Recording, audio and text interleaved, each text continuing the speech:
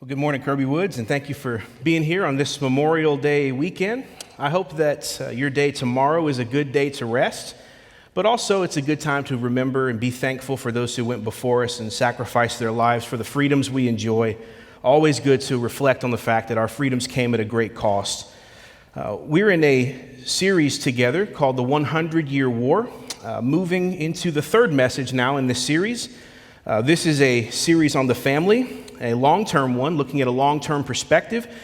This is asking the question, what would God do through a people who faithfully served the Lord and sought to live generationally over a 100-year period? The first week, we looked at the value of time and living generationally and faithfulness in mundane things. Last week, we looked at the root of a family, the marriage of a man and a woman. And I made the case, hopefully, to you that marriage is the second most important decision of our lives. And we were challenged to invest in our marriages. Hopefully, wives, many of you pulled that card and got yourself a nice date this past week and weren't afraid to pull that. Well, today, we continue with very practical messages that build upon each other with the message entitled, Establishing a Base. Establishing a Base. When you're fighting a war, something that is of utmost importance is having a base. You need a place that you can rally to, a place you can store all your stuff, a place you can eat and sleep safely, a place to train, a place you can launch airplanes from, a place you can send supplies to, a place you can go after the battle has been won. You don't have to know much about war to know that it would be pretty weird to just drop soldiers in the middle of enemy territory, have them win a fight, and just say, find your way home. There's nowhere to go to now. Just go back home. That would be strange.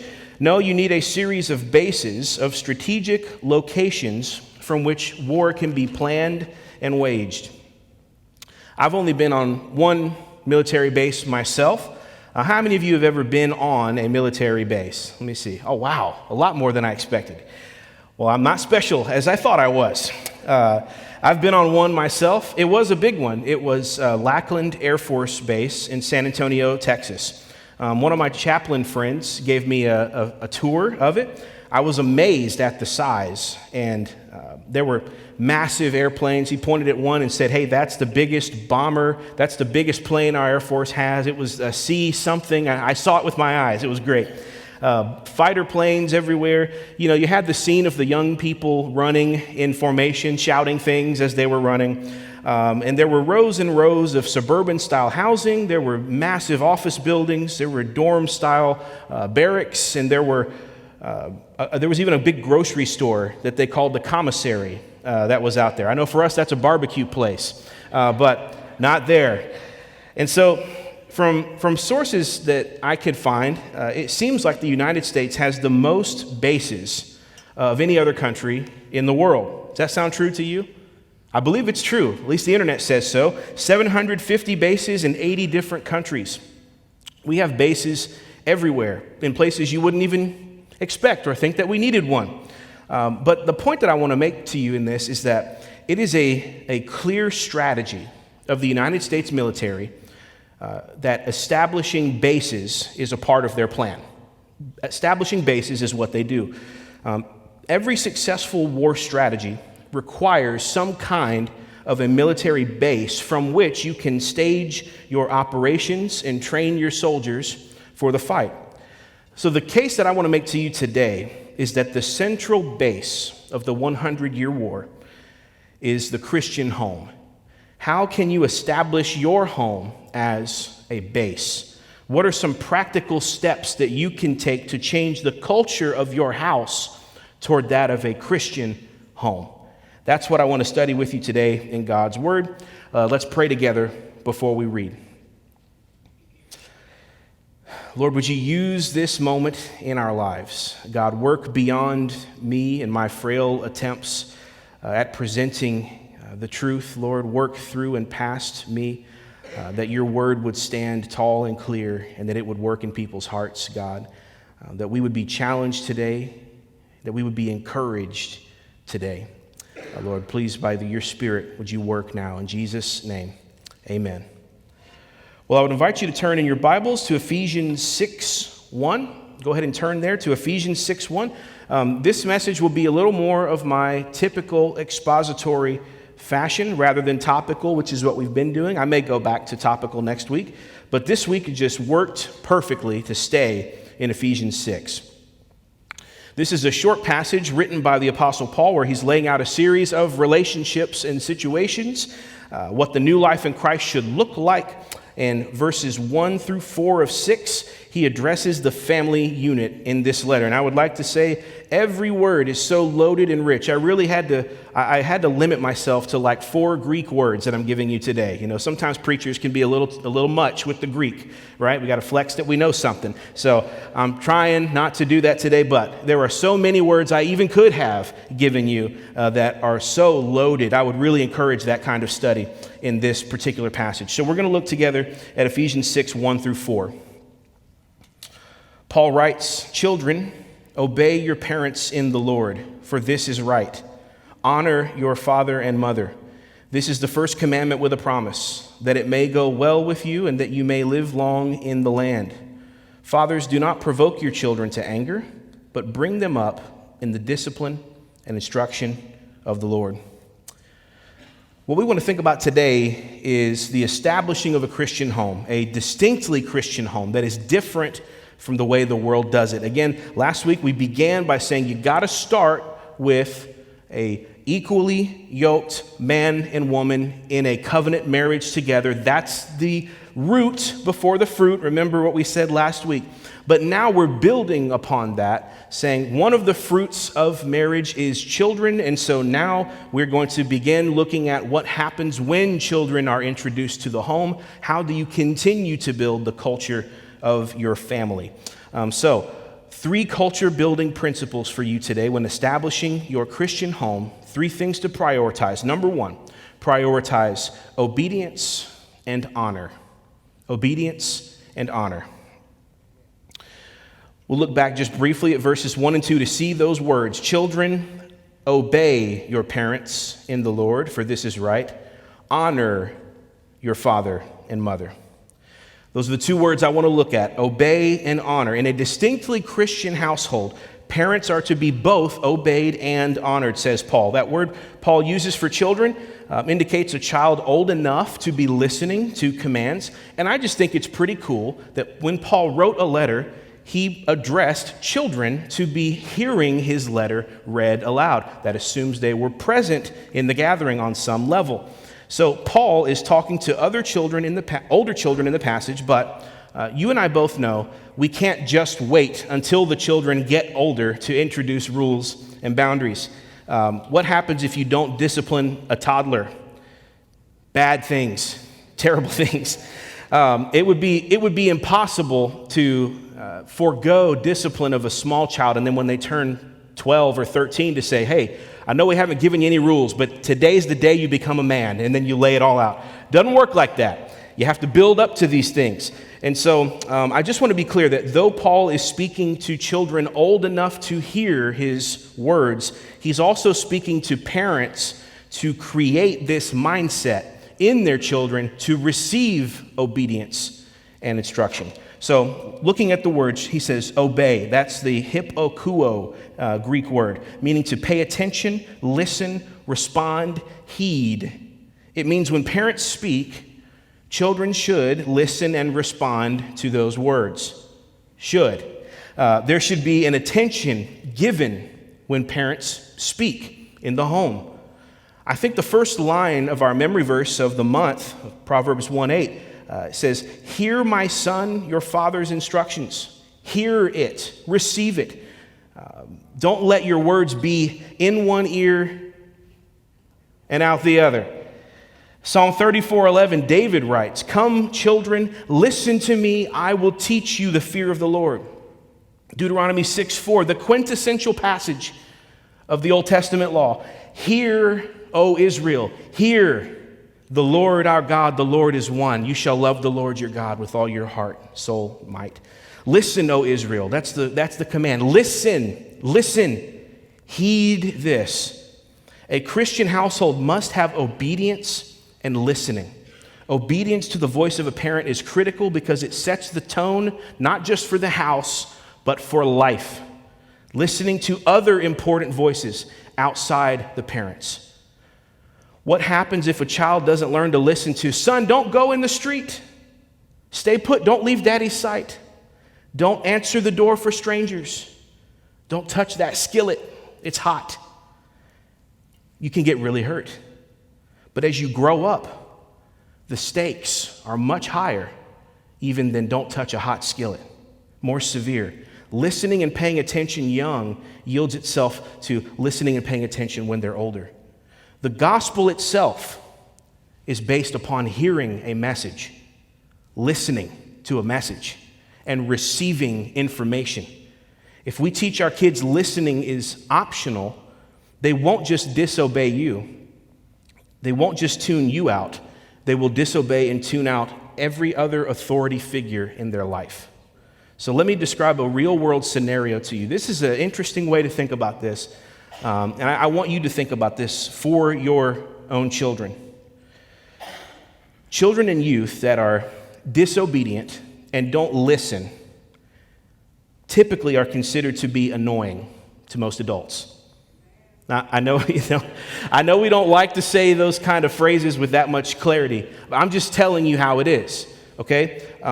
Right, wrong, or indifferent, that's how it is. So if you're an adult, and you adults, you all know this, if you're looking to invest your life into a young person and make yourself available and pass along wisdom and biblical perspective, chances are you're looking for a receptive young man or woman who will listen to you. Conversely, you're going to consciously or subconsciously avoid those people who you see as unteachable, disobedient, or not one to pay attention to you. In any profession, this is true in your work, I promise it is. Leaders gravitate to teachable people.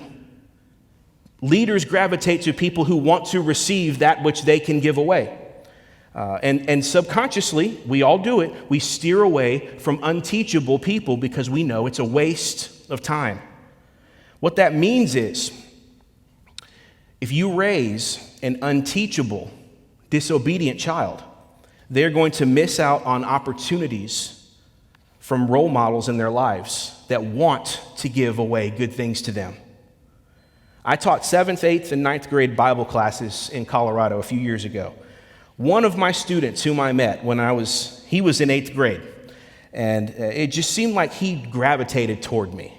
He always asked me my opinion on things. He stuck around after class, and most importantly, he listened when I talked to him, whether it was in class or out of class. I could see the wheels turning in his head. Whenever I spoke, he paid attention, he listened, and he asked me more questions. Well, guess who I subconsciously gave more time and effort and energy to? That kid. To him, guess what? He listens to my sermons today. He will hear it. He will hear this. It's you. Yes, you listening, it's you. And he texts me about questions in his life way after. I mean, this is 6-7 years ago when I had him as a student. And hey, someone said this. How would you respond as a Christian to this? Hey, I'm going through this in my relationship. Hey, this is going on. What do you think? And guess what? I give him my time. I give him everything that I have because he was teachable and he paid attention to me. You want your kids to have that so that they can receive that from somebody else. That will follow them through life. They will receive quality mentors that want to give away their life to them. Paul says, your obedience should permeate the household. And the other word he uses that's interesting is the word honor. Honor.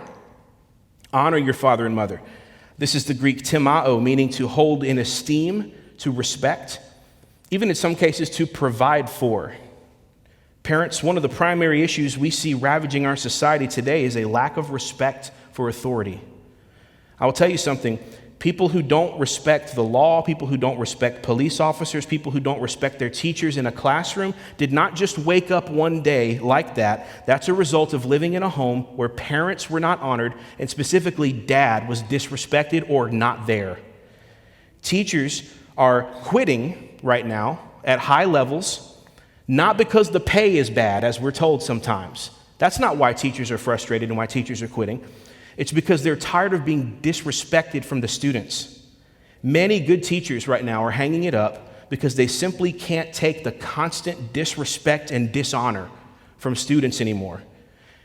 What happens then is many of the highest quality teachers will then refuse to be subjected to that, and they will either go to a school where they will be honored or they will just quit. And who loses in that situation? The students lose, and it's the parents' fault. Parents, we have to teach our families about honor. It's an antiquated word these days, but it's important to see there are certain things that hold weight. Not everything is a joke. Not everything is about you. Give honor to whom honor is due. Children should give honor. And parents, guess what? We have to live in such a way that our lives deserve being honored. So a Christian home is to be an environment of expectations. Obedience and honor are to be taught, modeled, and expected. Our world is currently doing the opposite. It's not hard to find a home. You can go throw a rock anywhere in your neighborhood, and you will find a home where disobedience and disrespect are commonplace amongst the kids. But Christian parents, listen, you have to have standards and expectations. You cannot let your children decide how they want to be parented. For their own good, you have to be their parent before you are their friend. It is your job to make sure that they are obedient and that they honor you. This will benefit them far beyond the walls of your house, especially as they grow up and repeat that cycle and teach their children to do the same. So that's number one. In establishing a Christian home, prioritize obedience and honor. Secondly, if you're establishing a base and building a culture in the home, prioritize number two, encouragement and laughter. Encouragement and laughter. Look at the beginning of verse 4 as Paul sets up a short but very loaded point. I'm going to read the verse, Ephesians 6:4. It says, "Fathers, do not provoke your children to anger, but bring them up in the discipline and instruction of the Lord." So if you read back in Ephesians, Paul does this elsewhere where he has an argumentation style. Ephesians 5:18, where he says, "Do not get drunk with wine, but be filled with the Spirit." And he uses this, it's a thing he does to discourage something and encourage something at the same time. Here it is again, fathers, don't provoke, rather build up. Well, what does provoke mean? Provoke means to make someone angry, to irritate, to be a source of constant frustration, to poke at and poke at and poke at until you get a reaction. And I want you to know this applies to mothers as well, but I think Paul specifically in verse 4 directed it at fathers because first of all, men are to be the leaders of the home, charged with the overall overseeing of discipline. But I also think that this can be a struggle for men, perhaps more than women. I know men pretty well. I am one. And although men are not the same, I can tell you that men tend toward anger and provocation more than women do. Many men struggle with encouraging one another. The funny part is that's actually what we need from one another most times.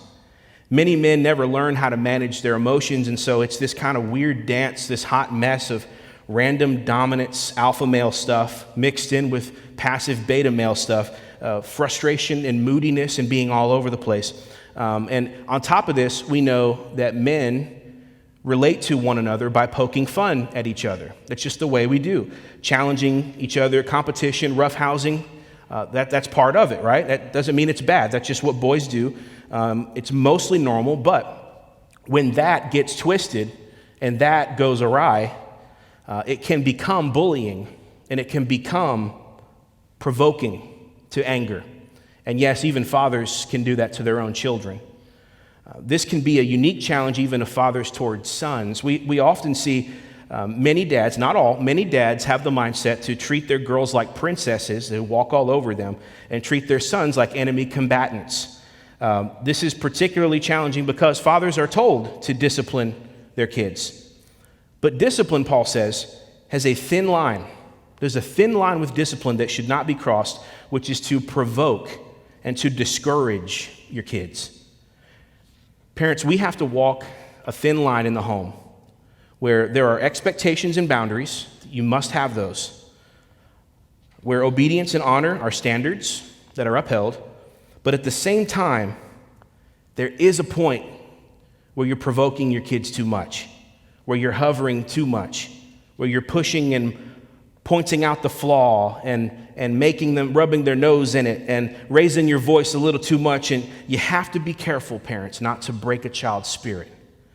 Your kids shouldn't be counting the days. At least I don't want this to be how my house is.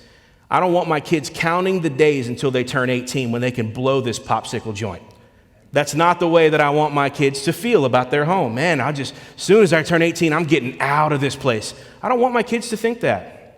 Doesn't mean I want them to stay forever, but I don't want them to be counting as if it's this terrible place that I need to get out of.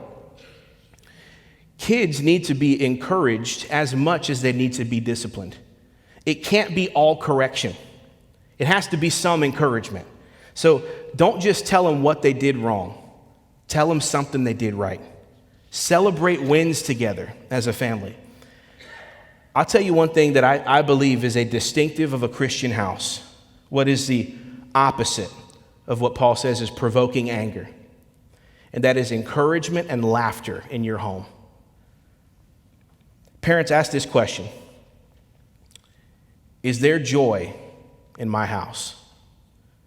Does the family have fun together? Are we laughing together?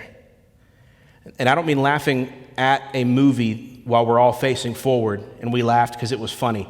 I mean we are laughing together.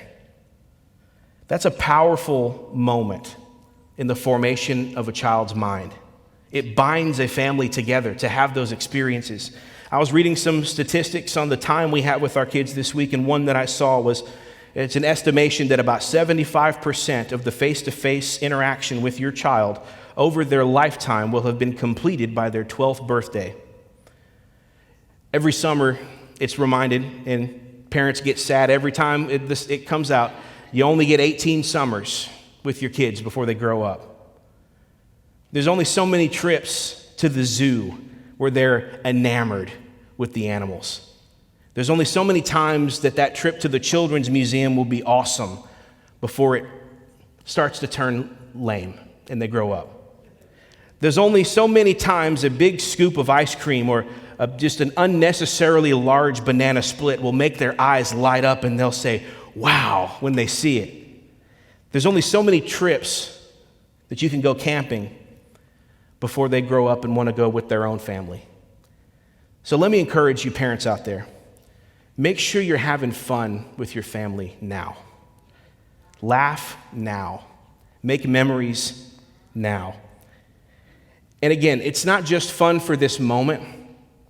It's teaching your kids that you love them and they will pass that along to their kids. Do things from time to time that break up the monotony of your rigid schedule. Be spontaneous. Surprise your kids with something. Go get ice cream together. Go play a yard game. Have a contest at home. Take the vacation and make it about fun, not frustration that you didn't hit the checkbox. Have fun. You know, good leadership holds standards, but at the same time fosters an environment of joy and fun. Laughter breaks down walls and barriers. I will tell you this. Part of my leadership strategy as a pastor is laughing with you. That's the way that I am. I want people who come to our church, and even those who work on our staff, to think, I have fun here. I like these people. I can laugh with these people. That is powerful stuff. We need that in our homes, moms and dads. So don't provoke your children to anger, but build them up, raise them up. The culture of your home should be obedience and honor, tempered with encouragement, joy, and laughter. Kids that loved their childhood will grow up excited to start a family because they want to relive all of those memories with their own kids. that is a cycle that we want to perpetuate in the 100-Year War. So in building a Christian culture in your home, you want to build in obedience and honor. You want to build in encouragement and in laughter. And third, you want education and training. Education and training. Paul says, do not provoke your kids to anger, but rather, so here's the other side of the comma. Rather what? Look at verse 4. But bring them up in the discipline and instruction of the Lord. Don't tear down, bring up. That word bring up means to nourish, to feed, to invest a considerable amount of time, to invest in the rearing of children, not to tear down and discourage, but to raise up, nourish, and feed. One Greek dictionary even said to bring one to maturity. That's how long it is. Now, here's where it gets very interesting. What are we to bring them up in? Well, it tells us the discipline and instruction of the Lord. NIV says training and instruction. KJV says the nurture and admonition of the Lord. Now, I looked at these words to try to help you understand what they mean in their original context, and I will tell you, my mind was blown when I looked at one of these words, which takes a lot to blow my mind anymore, but here we are. These two Greek words indicating what we are to raise our children up in, there's two words, one, paideia, two, nouthesia. Paideia and nouthesia. Now, paideia is more of the positive term. It's what you do. It's what you build, what you create. And nouthesia, more of a correction term, what you admonish, what you discourage. Now, again, I went down a rabbit hole as I began to pull the thread on that word paideia. So before we get into it, I want to set you up. Can I set you up for later? I want you to agree to something up front with me. Think about the Apostle Paul, the author, his academic training, what we know that he knows from his sermons, when he travels around preaching, especially in Corinth, Thessalonica, and Athens, all the places he went to and preached. All right? Question for you. Do you believe that Paul had a solid understanding of the greater Greek culture? Do you believe Paul knew the Greek culture? I'm hearing mostly yes. Okay. Here's another one. Do you think Paul knew who Plato and Aristotle were and may have even studied their works? Okay? I think so too. I just wanted to make sure you were on this train with me before we got going. So, I think there's evidence from 1 Corinthians alone that Paul knew the Greek system. And I say that because the Greek word he chose, paideia, is a massive word in Greek culture. So our English Bibles render it discipline or nurture. And I know you got to make a choice as a translator, but man, it's just, those are so small compared to what this word means. What did paideia mean to the Greeks? Well, we can look at quotations from Plato and Aristotle in the 300s BC, and it came, that's when the word came to its usage in the term that we see it today. So here's how they saw it.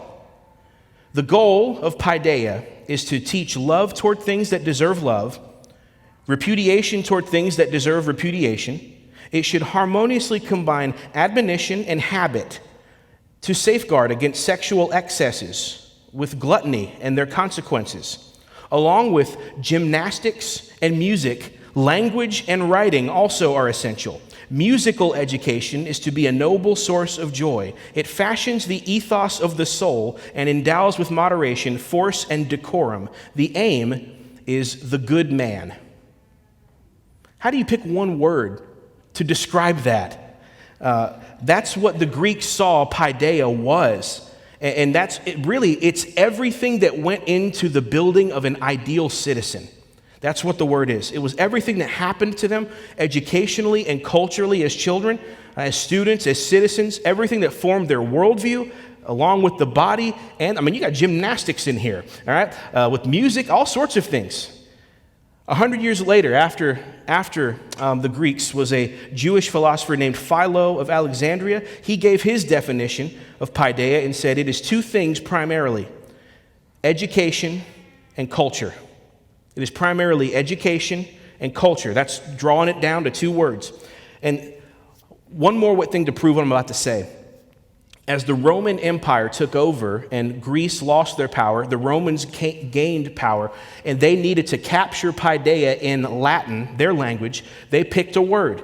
The word they used is humanitas, which is where our current field of study, called humanities, comes from. What is humanities? Well, it is the study of all languages, literatures, arts, history, and philosophy.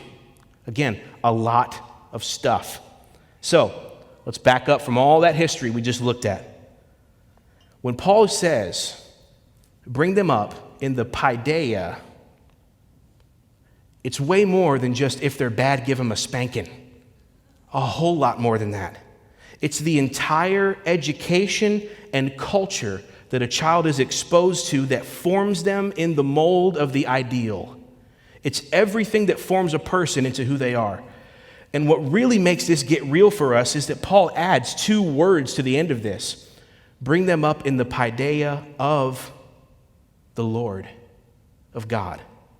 We are to raise up our children in an education, worldview formation, and culture formation that is devoted to God. The same way that the Greeks had secularized a philosophical and ethical system to create their ideal good man, Christians are to have a system that does all of those things and answers all of those questions, but with the scriptures guiding the direction and with the recognition that Christ is Lord and King and shapes everything. This affects every part of life. So, 3 practical takeaways. I'm going to get really real here as we draw in our conclusion, okay? 3 practical considerations to take away in light of the command. If Paul really meant raise up your children in the paideia of God. 3 quick takeaways for what that means. And I'm going to go in increasingly hard pills to swallow from least to greatest, okay? Number 1. First, parents, this absolutely destroys the concept that the only Christian education your child needs is at church 2 or 3 hours a week. Destroys it. Listen, we will do, on behalf of Kirby Woods, we will do our absolute best. We will do the best we can. And furthermore, I will tell you, we are going to invest in our children over the next 2 years in big ways.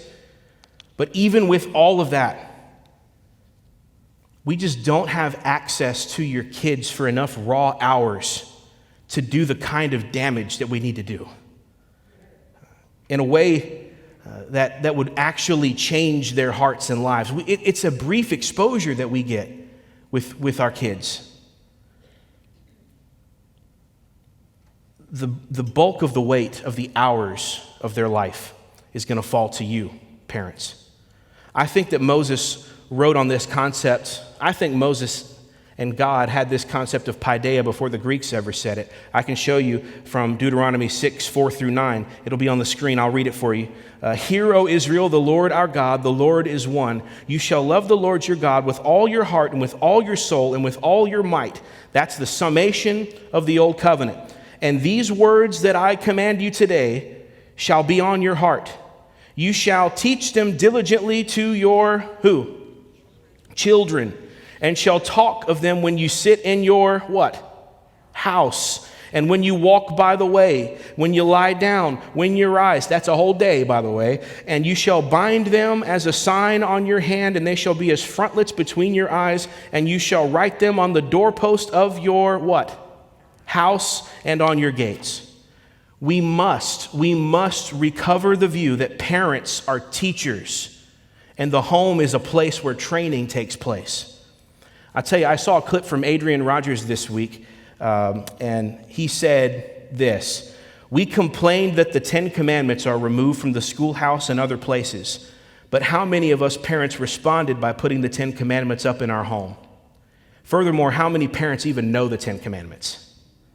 I thought that was a powerful statement.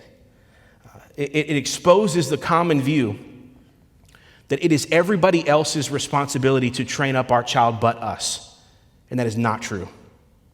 That's first. Second, the second practical takeaway from raising your children in the paideia of God It is hard to read the definition of the phrase paideia of God and come to a real-world application that looks like our current public school system. I understand every teacher, every school, every district, every administrator, every state is different. I understand that. There are great and wonderful, godly teachers fighting the good fight for our kids. Some of you here in the room are doing that. Praise God for you. I was raised in public school myself. But listen, things today are not what they were 5 years ago.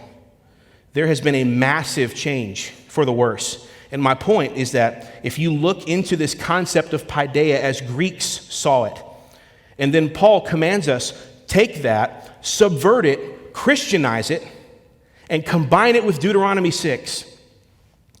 It is hard to say that handing our children over to the secular government for their education for 13 years plus 4 more of radical anti-God college is obeying Ephesians 6:4. We need to be asking the question, just ask the question, can I say before the Lord, I am raising up my children in the paideia of God in that system? If the answer is yes, God bless you. Go and be blessed and be on your way. But if the answer is no, don't keep doing the same thing and expecting different results. That's number 2. Thirdly, for our practical applications in the real world, if we are to raise up our kids in the paideia of God, and every definition of paideia you can find seems to indicate, and everyone I read said this, that it refers to the culture our children are raised in and around. Christians, we can no longer say that it is not our responsibility to fight the culture wars. The Greeks did not view paideia strictly as in the home or in the classroom, but every part of the culture that affected their child. A Christian that says, I don't care about the culture I live in, is like a fish saying, I don't care about the water I swim in or that passes over my gills. Unless you are Amish, you are a part of this culture, and it affects you every single day. So think of your formative years from age 8 to 18, for example. Think of the generation you lived in, what was happening in the world from 8 to 18. Even if you were a Christian, I'm betting on some level you were affected by the popular movies of the time. You know the catchphrases of your generation. You know the hits of the top 40. You know and remember where you were when the big news story broke. What was it, JFK? Was it the Challenger? Was it 9/11? We all have those. They're a part of our minds. You follow the sports team of your time. You see the art that the world said was beautiful. You walked past statues where you looked up at someone that venerated that person for something they had done. When a national anthem plays at a baseball game, what do? You stand up, you take your hat off, and you cross your heart. Who told you to do that? It's part of the culture. It's just part of the culture. No one even has to say to do it. You see architecture of the buildings that you're in, and it affects the way you think about life. There's color palettes that are unique to the time in which you lived, hairstyles unique to the time in which you lived, graphic design and fonts and colors. Things happen. You watch the Super Bowl and you expect to laugh at some commercials. Why? It's part of the culture. One way or another, it forms your mind as to what is good and acceptable among your people and among your culture. Your culture will affect what you believe is true, good, and beautiful. We have a culture. Here in America, we have one. Just like China has a culture, just like Brazil has a culture, just like Kenya has a culture, just like France has a culture. And those cultures can be formed in light of Christian influence, or they can run counter to Christian influence and be actively hostile to Christ. But the thing that I want for your consideration, parents, if I am to raise up my children in the discipline and instruction of the Lord, in the paideia of God, why would I spend so much time feeding them scriptures and training them in righteousness and then have no concern as to what their eyeballs see as we trot them through Target past the big pride display in the front? Why would I devote my life to raising healthy girls and boys and then have no concern of the cultural air in which they breathe, that it might be polluted with dirty smog and poison gas. So Christians, I believe that our culture is what it is because we have largely retreated from it. The darkness loves when the light retreats. And I believe that there is a time and a way to engage in what has been called culture wars, not for political point scoring, but to clean up the air that our children breathe as they live their lives, and to glorify God in all things, including our shared culture. He is Lord, not just of your little heart and of this church, but he is Lord of all things, even that which we have written off as secular, because he is Lord of all. So next week, I intend to tell you what I believe are the greatest threats to the Christian home for us to be looking at as wolves on the horizon. This week's message primarily was about what to build in to your home, the positive side. Build these things in. Have this culture in your home. So in conclusion, we'll recap. We have said every successful war requires a base, a preparation point where soldiers can go and train. And that is the Christian home with our children. As you seek to build a Christian culture in your home, you are to do three things. Prioritize obedience and honor. Prioritize encouragement and laughter. And prioritize education and training. Build these things into your home, and you will have a strong base from which you can participate in the 100-year war. Let's pray together.